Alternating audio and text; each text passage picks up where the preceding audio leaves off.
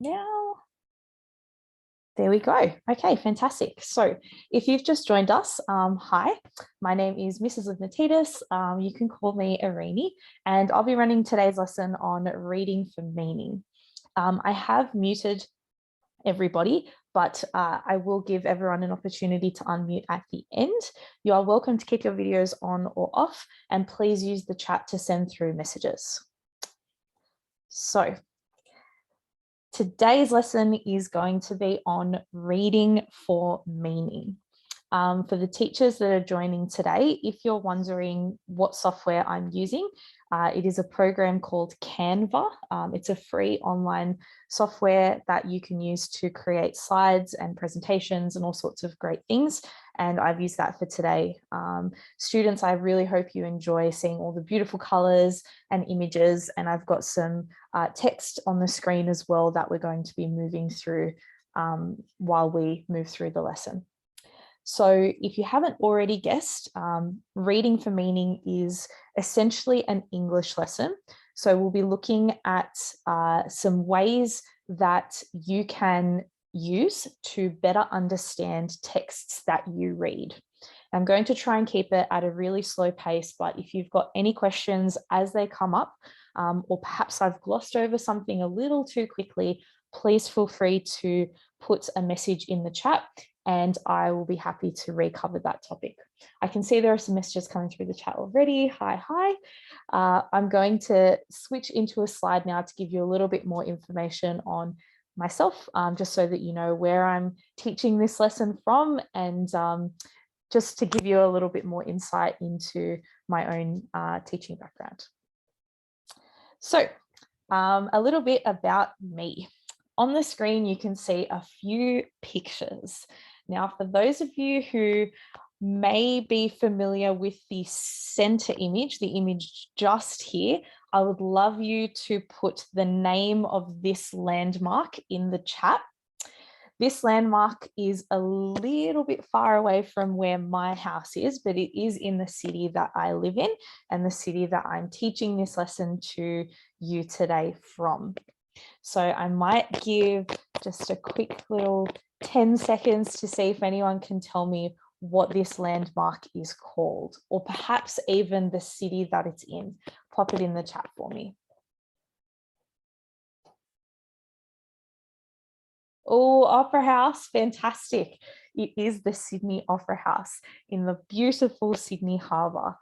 The Sydney Harbour Bridge is just on the other side of the Opera House. So I am very lucky to live in this beautiful city of Sydney. I was born in Australia, but my parents actually migrated to Australia from a country called Cyprus, which is right over on the other side of the world, closer to Europe and Lebanon. And I have some other images on the page. So we'll start from the left. I'm not sure if any of you are dog fans, but this is my beautiful dog, Cooper. He is 7 years old, and Cooper is a beagle. Beagles are renowned for having very, very strong senses of smell, and he absolutely loves to sniff out treats. He can smell a chicken from meters and meters and meters away. So he's my wonderful little dog. And then the other three pictures are photographs of my other pets, who are birds. So we're going to start on the other side, because this is our conure, and his name is Frankie. He's 6 years old, and Frankie is a pineapple conure. That's just describing his color, and he's actually native to Bolivia, which is in South America. So he is one of the three birds that we have, and the other two birds, which you can see here at the bottom, they're cockatiels, and cockatiels are part of the cockatoo family, and cockatoos are a native bird to Australia. But cockatoos are usually really, really big birds, but cockatiels are actually quite small. And so we've got a boy and we have a girl. Over here on the left, this is Astro, and over here on the right, this is Luna. And so this is my crazy family of pets, and we all live in the beautiful city of Sydney. So I thought I'd let you know a little bit about myself, just so that you know who, oh, thank you. They're gorgeous.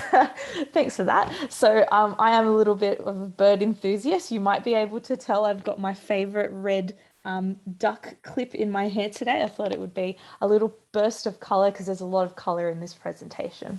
So I would love to know a little bit more. Oh, fantastic. I would love to know if you've got any pets and where you live. Feel free to throw those little comments in at the end of the lesson if you'd like to get into the headspace now of doing a little bit of English, bit of reading, but I would love to know where all of you are from and if you've got any pets. So let's kick it off. We are going to kick our lesson off with some lesson goals. I love to start a lesson with some really clear goals, just so that you as students know what we are going to try and achieve by the end of our lesson. And of course, what lessons within this period of time you're going to walk away with, so that when you remember this lesson, you'll think, oh, actually, these are the things that I was able to learn and the things I'm now able to do. So we've got 3 lesson goals today. The first lesson goal is to learn about the 5 steps that I can use to understand a text. So we're going to go through 5 different steps that you can go through yourself at any time with any text that you're reading. And hopefully these steps will help you to better understand the meaning of what you're reading, not just going through the process of looking at the words and traveling across a page, but actually understanding what the text you're reading is about. So the second lesson goal that we have, which is here, is to recall what a narrative text is. Now, if you're not familiar with the word narrative, you may be familiar with the term story or fairy tale or a creative text, a text that is designed to inspire your imagination. Usually a narrative text is not real.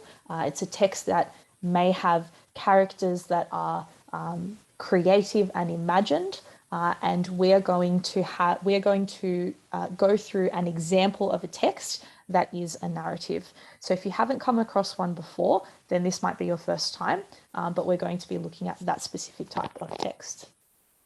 Our final point is to understand the purpose and part of a narrative text. So if you haven't come across one before, you may not be aware that a narrative or a story or a fairy tale is designed to engage or inspire or keep entertained the audience that it's being told to. And we're going to go into a little bit more depth about that when we get to our text. But hopefully by the end of today's lesson, you'll be a little bit more familiar with a narrative text. You'll know why it's created and what the parts of it are. And you'll be able to use the steps that we go through to better understand narrative and any other texts that you might read. Brilliant. Okay, so what you can see in front of you is a very, very short narrative text. It is an imaginary text. I've actually written this text and we're going to read through it together. So if you feel confident, you are on mute, but you're more than welcome to read out loud. I know my birds absolutely love it when I read out loud to them. So does Cooper, actually. So you're more than welcome to read along with me. If it helps, you can also point at the screen and navigate your way across the page so that you don't lose where you are as you read. And I've got a beautiful little tree on the right-hand side. Hopefully that gives you a little bit of a hint already about maybe of what this story might be about. So we'll start with the title of the story. The title gives us a bit of a clue about what the story could be about. And the title is always the very first piece of writing that you will see on a page when you read a story like this one. So our heading or our title for the story is Joe and Jessie's Garden Discovery. So we'll have to find out what Joe and Jessie discover in their garden. Let's kick it off. On a late Saturday afternoon, Joe and Jessie were collecting their toys from the grass in their backyard. They spent the day playing games they invented, like dinosaurs from space and monsters in the forest. They used their toys in new and interesting ways. Joe used his toy cars as little space bugs, and Jessie used her bike as a flying forest machine. They had a lot of fun playing these games, but the sun was setting and their mother was calling them inside for dinner. It had been a weekend day as fun as an amusement park. As Joe picked up his final toy car, he heard Jessie yelling, "Joe, Joe, come quickly and look at this," called Jessie. Joe ran to the tree where Jessie was standing. She pointed towards the branches above her excitedly. Joe's eyes followed the path her finger was making and spotted it. It was so colourful, so small, and very, very beautiful. He'd never seen anything like it. Right. So this is our very, very short narrative or story, fairy tale. It's not a realistic text, but it definitely has some ideas in here which are realistic. There is one word I would like to focus on briefly, just to explain what it means before we start to get into the 5 steps of better understanding what this text as a whole is talking about. Now, I realize that I've used this word, backyard, which is a very Australian word, and I'm not 100% sure if all of you will understand it. So I just want to explain what it is a little more. In Australia, we have homes that generally have a fence around them. And in the back of the home, there's usually some grass. And this is what we generally call a backyard. And it's a backyard because it's at the back of the home. And it's a yard because it's generally somewhere where you could play, or you could have a little table and some chairs. It's a space where you can relax outside of your home. So our 2 characters, Joe and Jessie, are playing in their backyard. Another word for that could be garden, it could be yard. And this is where all of the action is taking place. So just in case you didn't know. Today, we're going to be using this text. We're going to break it down into some smaller bits using the steps that I'm about to show you. So I hope these steps are really helpful when you go on to use them after this lesson to better understand whatever it is that you might be reading. All right. Step number 1, identify. So the word identify just means to look for something and say what it is that you are looking at. So what we're going to be looking for are 2 things. We're going to be looking for nouns and we're going to be looking for verbs. Nouns and verbs are the easiest place to start when you are trying to understand a text that you may not be able to understand. Nouns are words for things, people, places, or things. And verbs are doing words. They're words that we that are used to just classify an action or something that can be done. One really easy trick to know whether it's a verb or not is to say to yourself, "Can I?" and then put the word in. And if it's an action that you can do, or you could see a person doing, then it's generally classified as a verb. Now, grammar, there's a lot of different rules, and there are lots of other points of grammar, like adjectives and adjectival phrases and adverbs. We're not going to get into all of those really complicated elements of grammar. That's not the point of today. The point of today is to use the easiest clues in a text and the most easy to understand points of grammar to understand what the text is telling us. So we're going to start with nouns and verbs. Now, nouns I have highlighted in our text here, and we'll go through them in a moment, in purple. Verbs I've highlighted in green. Now, I've gone ahead and I've changed the color of the words in the piece of text. You could use a pen or a pencil or a highlighter, and you could underline the words. You could underline them with a different pattern. For example, you could do a squiggly line or a straight line, or you could underline and circle. Either way, it does help the first time or second time that you're reading something to identify where all of the nouns and verbs are before you read it again. And that way you can start to notice what the things and actions are of the text that you're reading. Now, the reason we start with this step is because the basis of your understanding of any text is made up of whatever the text is based upon. And every single text, no matter what it is written with stuff and with actions. And that's why we look for nouns and for verbs. So we'll have a read of our little passage here, and we'll notice when we've got our nouns and when we've got our verbs. So we have here, on a late Saturday afternoon, Saturday time of the day, Joe and Jessie, so our two characters, were collecting. We've got a verb now, so that's an action that they're doing. They're actually going out and they're collecting or picking up their toys, toys being a noun, from the grass in their backyard. Now, even this very first sentence, if we didn't know what any of the other words were telling us, we know that we have two characters. We have Joe and Jessie, different names. We know that there are some toys. We know that we have a place where this is happening. We have a backyard, we have some grass. So even if we didn't know what a backyard was, we could guess that it is a place that has grass in it.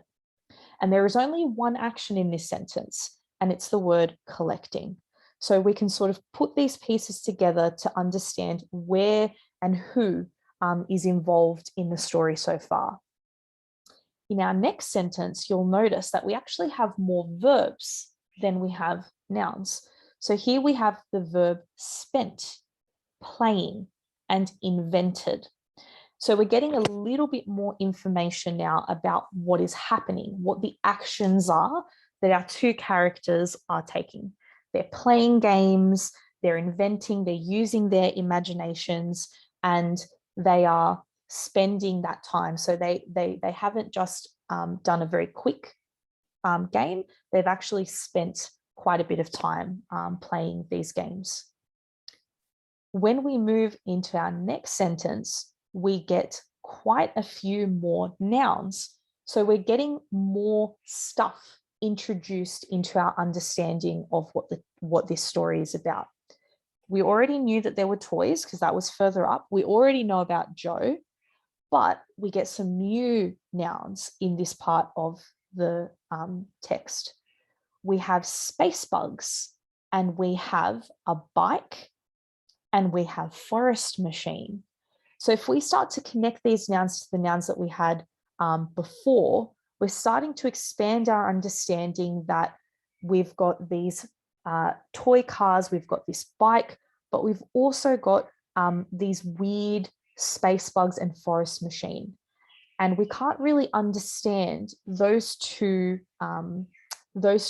terms there, space bugs and forest machine, without understanding the verbs that are connected to them.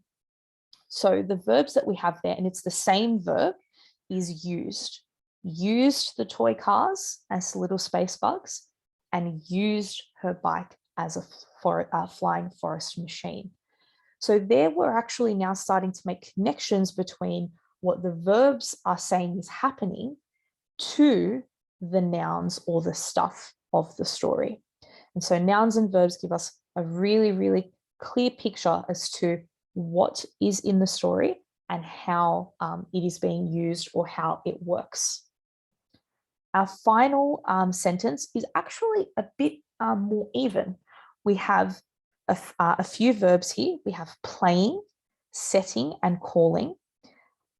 But we have three new nouns. We have son, mother, and dinner.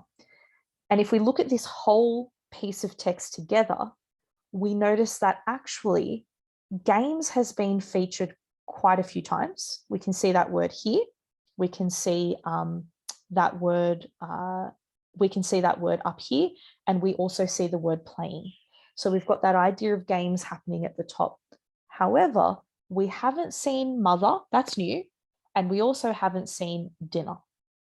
So even though sun is new, we did see the word afternoon in the start. So perhaps we could sort of think, okay, well, if it's afternoon, then the sun is still in the sky, but dinner and mother are new. So even if you didn't really know what the meaning of the story was, even just identifying the nouns and the verbs gives us a pretty good understanding of the stuff of the story, and we can build our understanding from there. So our second step is to build an understanding from the clues or the language of the story. And the word for that is inferring. Inferring just means looking at the clues and making a decision about what those clues might mean. And so our clues are our verbs and our nouns. But I've added an extra point in here that is a very clear clue. And we already covered, two extra things in here that give us a pretty good understanding. One of them is just here. We'll go through it in a moment. But the other one we covered just before I started to read, and that is the title of the story. The title of a story or the heading of a text is a very, very good indication of what the rest of that piece of text is about. A lot of students, they don't even bother with the title. They just skip right over it and they start reading. But the title, the same with a book, the same with a film, even a song, the title will give you a clear idea of something to do with the text that you're about to encounter. So we know already that our title says Joe and Jesse's Garden Discovery. So in addition to all of those nouns and all of those verbs, that title gives us a clear idea that we have Joe, we have Jesse, it's happening in a garden, and there is a discovery happening. And that title is made up of nouns and the verb. If we go through our little passage here, which is the end of the story, let's see if we can use the nouns and the verbs with one extra piece of grammar you may have come across to better understand what the story might be about.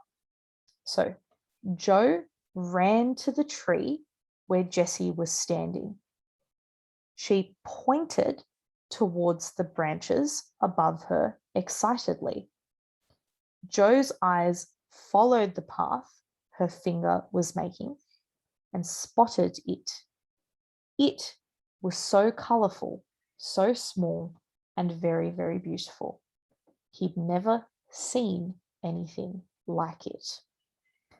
So once again, Joe and Jessie, now we've got a new setting introduced because we know that there's a tree and some branches. But it seems that Jessie and Joe are now trying to work out what it is that they're seeing in the tree. And even though we don't know what it is, we actually have some clues here to give us perhaps a picture of what we think that it might be. And this point of grammar here is an adjective. Adjectives are designed to give us extra information that describes the noun or the verb. So in this case, although we don't know what they've spotted, we just know that they've spotted something. We know that it's colourful, it's small, and it's very, very beautiful. Now, with a narrative text, like a lot of other texts that we call fiction or fantasy types of text, texts that are imaginary, it doesn't always matter whether, what the author intended. You, as the reader, can use your imagination and the clues of the text to make up your own mind about what you think the story is about. So you are more than welcome, in this case, to imagine what it is. What could be colorful? What could be small? What could be something that's colorful and small and very, very beautiful? Using all of the clues that we've pointed out already, you can make up your own mind about what you think it is. I would love to think that maybe it's a small, colorful bird. Because I love birds. It could be a very small, colorful dog that has a lot of different shades of color on it. It could be a unicorn. It could be a little alien that's come down and landed in the tree. It could be whatever you would like it to be, using those little clues that you've pointed out. So we've used the clues to identify, and we've used the clues to help us make a decision or infer what those clues are telling us. Which brings us to our third step. And our third step is looking at the language of the story, or in this case, the language features. Now, for those of you who are in younger primary school, you may not have come across too many language features yet, but as you move into upper primary and into secondary schooling, language features become a very important part of English. When English is written, it is written in a way that gives us information. And there are certain kinds of text, like a narrative, which it's not just about providing us with information. It's actually about keeping us interested, keeping us entertained, creating an emotion inside of us as the audience. And so when we look at a text, what we want to think is, what is this text trying to do to me as the audience? Is it trying to tell me something? Is it trying to make me feel something? Is it trying to make me think something? And so what I've got over here is a little breakdown at the top that reminds us that a narrative or a story is actually designed to engage us. It's designed to make us interested and to keep us on the edge of our seats to find out what happens next. Narratives make absolutely wonderful stories, novels, and storybooks. Narratives make fantastic films. They don't necessarily have to be realistic, but they keep us really interested. And so this narrative that we've read has some language features in it, and I've put them in there on purpose.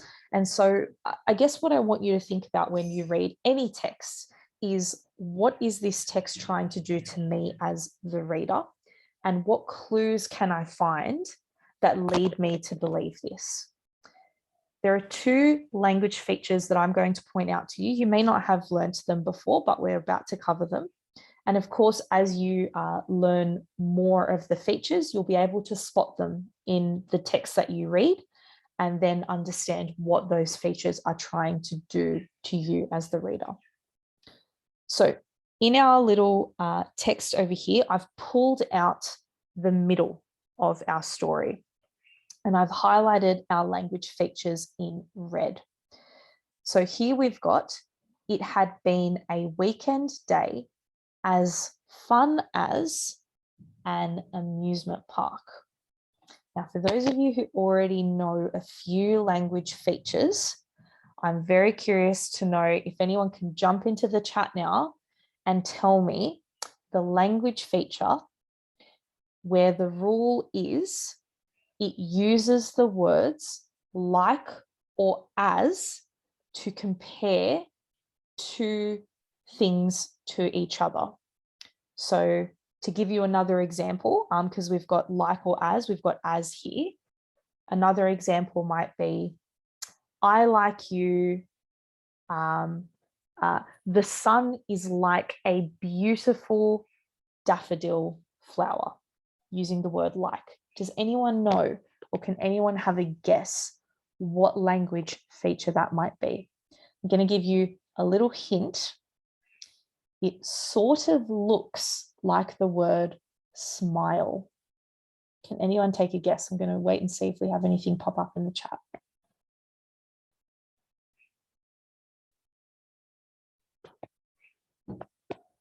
We'll count it down. 5, 4, 3, 2, 1. Okay. The language feature that I am talking about is a simile. I'm going to pop it in the chat in case you haven't seen it before. A simile. Now, simile gives us an idea of two things that are similar, using the words like or as. So here we've got a language feature comparing the weekend that Joe and Jessie are having to an amusement park. Now, amusement park's pretty fun. So that gives us an impression that Joe and Jessie had a really, really fun weekend, a super fun weekend, just like they would have had at an amusement park. Now, if we link that back to the idea that this is a narrative, why do you think that this particular comparison has been used? Well, if we want to be interested in the story, using this simile actually makes the two characters seem like they're having a really great time, which actually also makes us feel like the characters are having a great time, which makes the sense of fun in the story a lot stronger. The next technique that's a bit further down is using a little piece of punctuation. You might have seen it before. In writing, we use this piece of punctuation to indicate that characters are speaking to each other, that someone is saying something. So once again, I'm going to jump into the chat. Can anyone tell me what this piece of punctuation is? I'll give you a clue. The second word is the word mark. What do we call these? What kind of marks are they? And keep an eye on the chat. We'll have a look. Count it down. 5. Yeah. Oh, so close. Quotation marks. Love it. Speech marks. Both totally correct. Yes. Exclamation. Close. Very close. An exclamation is this punctuation point here at the end of the sentence, but also definitely correct. We've got both exclamations. Joe, Joe, exclaiming or calling out to get attention. We also have the speech mark. So fantastic work. Both of these together are actually helping us to hear Jessie in the story. And it gives her a sense of being a lot more real because she's a character that's talking. And we also have that dialogue or her speaking, creating a relationship with Joe. We're not just watching them active in the story. We're actually hearing them. And this makes us as an audience more interested in what they're doing. So as you learn more language features, and of course, punctuation is also a part of that. In addition to looking for your nouns and your verbs, you can look for these features of language to help to better understand what the text is trying to do to you as a reader, and of course, what it's trying to achieve or what it means. So these together are trying to keep us really interested in what's happening in the story. So identify, infer, and language features. We are up to number 4, and number 4 is vocabulary. So vocabulary means it means words, and what we're looking for now are the words in the story that are similar to each other or different to each other. So where we started and we were very kind of interested in the grammar, we wanted to know what's a noun and what's a verb. By this stage where you've started to sort of pull it apart a little bit, we're looking for patterns. So we're not really looking for what is a noun, what is a verb, but rather we're looking for words that we can group. And so what I've done in the early part of our story, I've got the starting part of our story here, is I've used some colors to group together words that I think are similar and words that are different. So if we have a look at the colors here, we can see that we've got this blue color, we've got gray, we've also got the purple, and we've got black. So blue, gray, purple, and black. We've actually got 4 different groups of words. Now let's have a look in turn. We'll start with blue and we'll see what all of these words might have in common. We have the word toys, invented, interesting, and games. Those words are in a group. Let's have a think for a second about why they might be in a group. Okay, well, games, you sort of use toys to play games. And then we have interesting. Well, games and toys can be interesting to play with. Then we have this word invented. Now, toys and invented don't really go together, but inventing something is interesting, or you have to be interested in something to become inventive. And so we've got this kind of group of words that let us know that in this story, there's something about playing or games or inventing that is sort of one idea. If we look at our grey words, we've got grass, backyard, day, space, forest, space bugs, and forest again. Now, what do all of these words have in common? Well, we can see that grass and backyard, something to do with nature. But then we have the word day. Day is not quite nature, but it is sort of a space. And then we have space, space bugs, forest. We have this really strong idea of outside. Right? So all of these words together are giving us this idea of things that are outside of a space, like a house. They're in the natural world somewhere. So we've got this idea of toys and games. We've got this idea of being outside. Our third idea, which is in blue over here, we've got toy cars, bike, machine, games, and playing. So although we have this kind of notion of toys and inventing, we kind of also have this notion of the stuff, the toy cars and the bike. But then we come to our black words at the bottom, the word inside and the word dinner. 2 words where we don't have any other inclination of those words anywhere else. We don't know, we haven't seen those words before. The whole story has kind of been outside. So inside is the opposite of that. It's quite different. Dinner, that's something to do with food. We haven't seen anything in the rest of the story that has anything to do with food.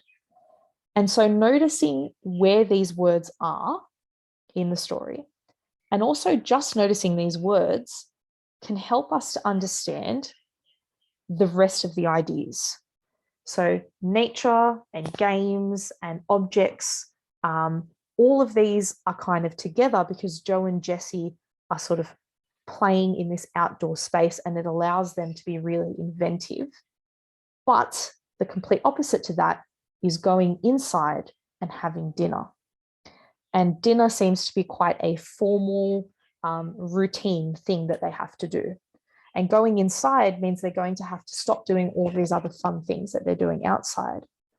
So Now we actually start to get a little bit more of the deeper meaning of this story, that maybe it's not just about Joe and Jesse with their toys playing outside, but maybe it starts to help us understand that the outside space can actually encourage them in being more creative and inventive. And it's a place where they can be free and have lots of fun, rather than being inside, where inside they have routine things that they have to do. And so looking for the patterns in the words can also help you to better understand what the text is about. So we'll do a quick recap. We have identify, nouns and verbs. We have infer, using those clues to help you make a decision. We have the language features, looking for punctuation or looking for certain kinds of features of the words to understand the way that it's impacting the meaning.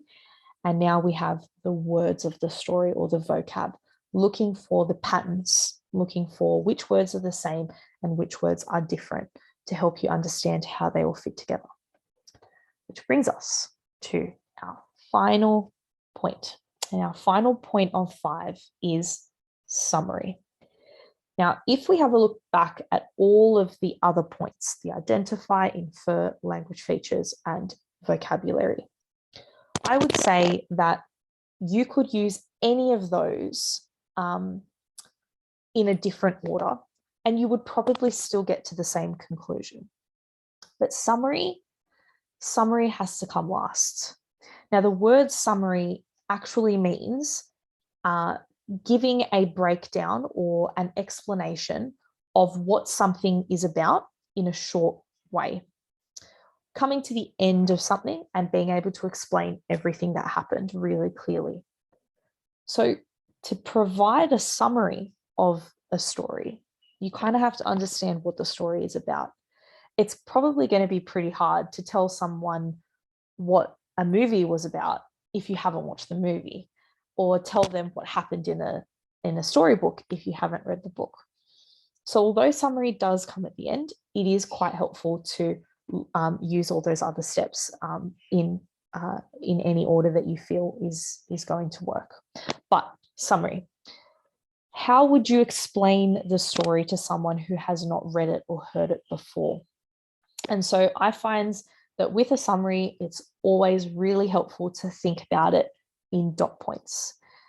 It can be helpful to put it in sentences, but dot points kind of helps you just to think about all of the parts of the story or the text, and then think about the order that they might come in from beginning to last. And so the better that you understand a story, the better you'll be able to create a summary. Summaries are also not limited to the end of the text, the complete end of the text.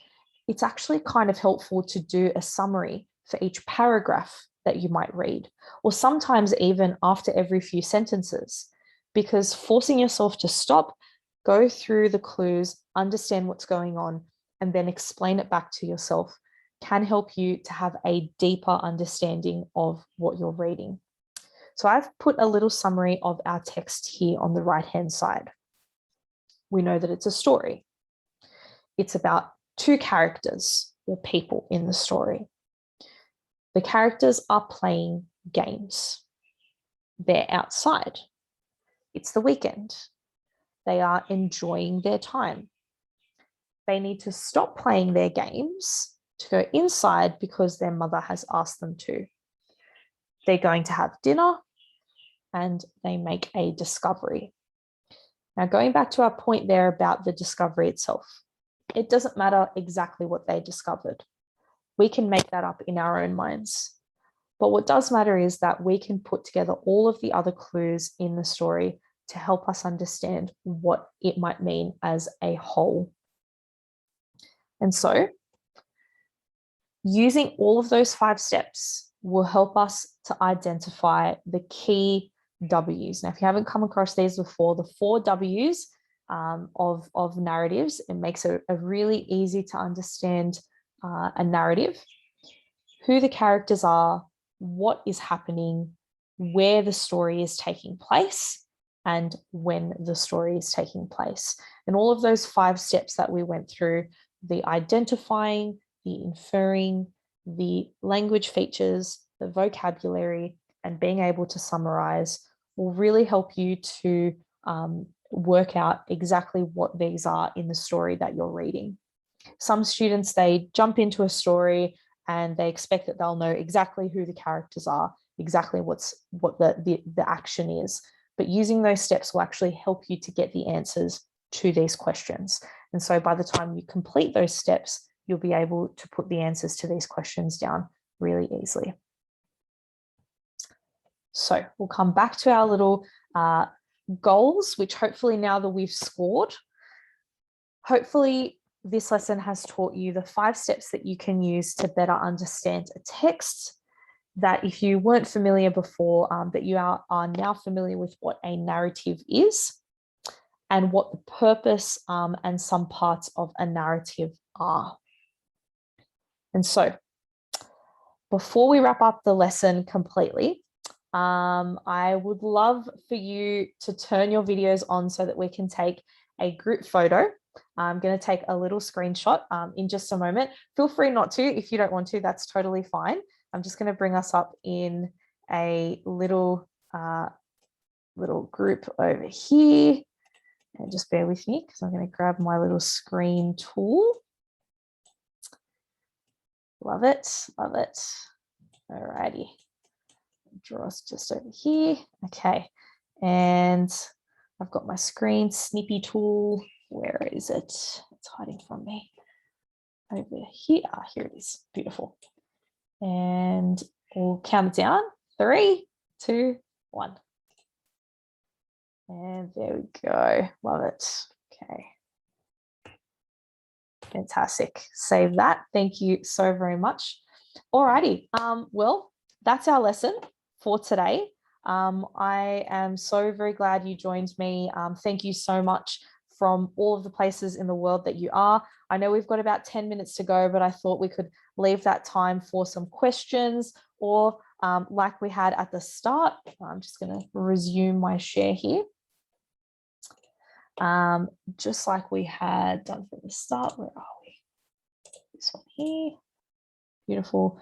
I would absolutely love to know a little bit about where all of you're from, if you've got any pets, just some general chit chat to wind it out. But of course, if you've got another lesson to get to or you need a little bit of a break before the next lesson, feel free to leave as well.